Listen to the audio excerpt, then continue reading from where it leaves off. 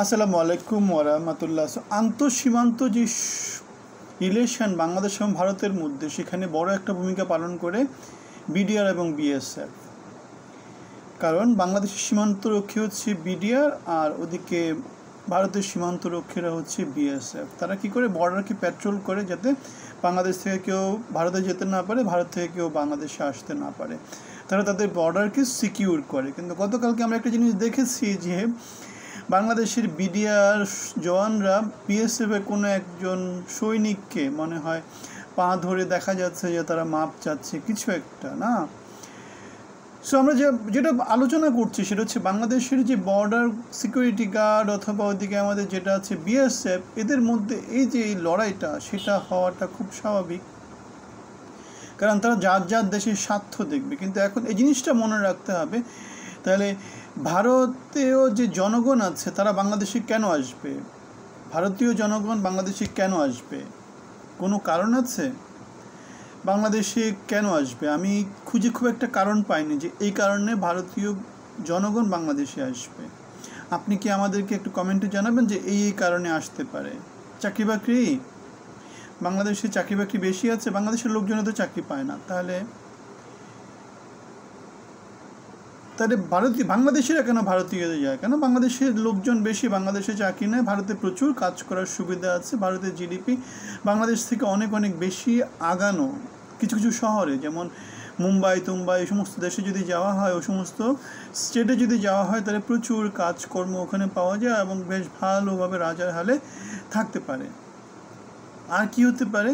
ভারত যেহেতু বিশাল দেশ, সুতরাং ভারতের যেহেতু নিরাপত্তা অনেক বেশি, সুতরাং ভারতে গিয়ে বাংলাদেশিরা ভালো একটা মোটামুটি অবস্থানে দিন যাপন করতে পারে, অথবা ইন্ডিয়া থেকে অন্যান্য দেশে হয়তো চলে যেতে পারে। বাংলাদেশ থেকে যাওয়া যেমন অসুবিধা, ইন্ডিয়া থেকে যাওয়াটা কম্পারেটিভলি সুবিধা। সুতরাং আমরা যে ছবিটা দেখেছি বিডিআর এবং বিএসএফের মধ্যে, বিডিআরের পা ধরে বিএসএফের লোকজন মাপ চাচ্ছে এমন একটা ব্যাপার স্যাপার, সেটা আমার কাছে যথেষ্ট স্বাভাবিক। বাংলাদেশে তো এই ধরনের ঘটনা খুব বেশি হয় না। যদি নিদর্শনের ঘটনা হলে বাংলাদেশের মিডিয়াগুলো সেটা ইচ্ছে মতো প্রচার করে। আর বাংলাদেশের মিডিয়া তো প্রচুর কন্ট্রোল, এখানে তো ভালো কোনো নিউজ খুব বেশি যে হয় সেটাও বলা যাবে না। প্রত্যেকটা নিউজের পিছনে উদ্দেশ্যমূলকভাবে সেগুলো দেওয়া হয়, আর সেগুলো গভর্নমেন্ট থেকেও প্রমোট করা হয়। Propaganda, basically propaganda machine. সুতরাং বিডিআর বিএসএফ তারা তাদের নিজ নিজ দায়িত্ব পালন করবে, বর্ডারকে সিকিউর করবে। বিএসএফ কি করেছে? বাংলাদেশকে চারদিকে বেড়া দিয়ে, কাঁটাতার দিয়ে ঘিরে ফেলেছে। তারা তাদের দেশকে সিকিউর করতে চাচ্ছে। আর বাংলাদেশ কি চাচ্ছে? যে ওখানে কাঁটাতার দেওয়া যাবে না, সিকিউর করা যাবে না, আমরা ইচ্ছে মতো করে যাবো আসবো, অনেক কিছু, না? সো একটা কথাই বলি, ভারতের যে চালের দাম, ভারতের যে গরুর দাম, ভারতের যে তেলের দাম, ভারতের যে মুরগির দাম, ভারতের যে ডিমের দাম, সেটা বাংলাদেশের তুলনায় কয়েক গুণ কম। সুতরাং ভারত থেকে বাংলাদেশে জিনিসপত্র পাচার হবে, সেই জন্যে বিএসএফ সেটাকে প্রোটেক্ট করে। বৈধ চ্যানেলে আসতে হবে। কিন্তু বাংলাদেশ থেকে ভারতে যাওয়ার মতো কিছু কি আছে? আমি খুঁজে পাই না। এক সময় ছিল যে বাংলাদেশের তেলে ভর্তুকি দিত, সেই তেলটা এখন তো মনে হয় তেলও ভারত থেকে আসার একটা চান্স আছে। সো ভারত থেকে কোনো কিছু বাংলাদেশে ঢুকতে পারে না, যদি না বিএসএফ সেটাকে প্রমোট করে। কিন্তু বিএসএফ সেটাকে প্রমোট করছে না, রিসেন্টলি সেটা করা হচ্ছে না। সুতরাং তাহলে আমরা যে কথাটা বলছি যে বাংলাদেশ থেকে ভারতে লোকজন যায়, সেটা আমরা দেখে পাই যে সীমান্তে যে মারামারি হয়, যে গোলাগুলি হয়, সেগুলো থেকে আমরা দেখতে পাই। সীমান্তে যে হত্যাটা হয়, সেটা থেকে আমরা দেখতে পাই। আমাদের প্রধান উপদেষ্টা, আমাদের রাষ্ট্রীয়ভাবে নানা কিছু বলা হয়, কিন্তু সেই কথাগুলো হচ্ছে আমাদের ইন্টারেস্টে বলা হয়, সত্যিটাকে খুব কমই কিন্তু প্রকাশ করা হয়। তাহলে বিএসএফ সীমান্তে সবসময় অ্যাগ্রেসিভ, কারণ যেহেতু দুটো দেশের মধ্যে অর্থনীতির খুবই আকাশ এবং পাতাল। যেমন করে মেক্সিকো এবং আমেরিকান যেটা হয়েছে আর কি রিসেন্টলি, সেরকম একটা। মেক্সিকো হচ্ছে প্রচুর অনুন্নত একটা দেশ, মেক্সিকো থেকে প্রচুর লোকজন কোথায় চলে যায়? আমেরিকাতে চলে যায়। এখানে আমেরিকা সেটাকে যেতে দিবে না, আমেরিকা সেটাকে ব্লক করবে। আবার আমরা দেখেছি ক্যাঙ্গারু ভিসা বলে একটা ব্যাপার স্যাপার আছে। সারা পৃথিবীর লোকজন মেক্সিকোকে ইউজ করে আমেরিকাতে ঢুকে পড়ে, সেটাকে আমেরিকান প্রেসিডেন্ট ডোনাল্ড ট্রাম্প এখন ব্লক করে দিয়েছে।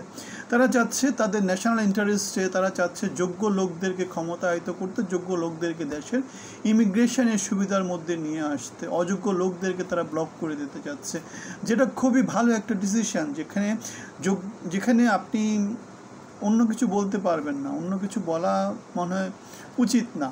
সময়ে সময়ে তাদের পলিসি চেঞ্জ হবে, এটাই তো উচিত না? বাংলাদেশের বরং উচিত কি, বাংলাদেশের মেধা এবং যোগ্যতাকে প্রমোট করা, বাংলাদেশের লোকদের কর্মসংস্থান করা, বাংলাদেশের লোকদেরকে ট্রেন্ড আপ করা, বাংলাদেশের লোকদেরকে নানা দেশে পাঠিয়ে তাদের কর্মসংস্থানের ব্যবস্থা করা। এখন বাংলাদেশ সেটা পাচ্ছে না, বাংলাদেশ সেটা কখনোই পারেনি। 55 বছর ধরে বাংলাদেশ স্ট্রাগল করছে, কেন বাংলাদেশ গণতান্ত্রিক পথে হাঁটতে পারেনি। ভারত তো গণতান্ত্রিক পথে হেঁটেছে। ভারত 47 থেকে এখনকার যে 2025, 47-এর ভারত আর 2025-এর ভারত, দুইটার মধ্যে কোনো আকাশ আর পাতাল পার্থক্য। তারা উন্নতি করেছে, বাংলাদেশ উন্নতি করেছে, কিন্তু বাংলাদেশ আরও বেশি উন্নত করতে পারতো। বাংলাদেশে যেহেতু সবাই একই ধর্মের, একই গোত্রের লোকজন, যেখানে ভারতে হচ্ছে কি অনেকগুলা ধর্ম, অনেকগুলা গোত্র, অনেকগুলা প্রদেশ, তাদের নানা কৃষ্টি কালচারের প্রচুর ডিফারেন্স। সুতরাং ভারতের জন্য অনেক চ্যালেঞ্জ, এই চ্যালেঞ্জের মধ্যেও ভারত অনেক এগিয়ে গেছে। কিন্তু বাংলাদেশ তো রাজনৈতিক নেতৃত্বের অদক্ষতার জন্যে, নানা রকমের ভুল ভ্রান্তি সিদ্ধান্তের জন্য বাংলাদেশ খুব বেশি আগাতে পারেনি। সুতরাং আমরা দেখতে পাচ্ছি এখানে এই প্রচার, প্রোপাগান্ডা, মিথ্যা, এগুলো দিয়েই এই সমাজে রাজত্ব প্রতিষ্ঠিত হয়, এই সমাজে টিকে থাকতে হয়, এই সমাজে চাঁদাবাজি, মাস্তানি এবং অপরাজনীতি ছাড়া অন্য কোনো উপায় থাকে না।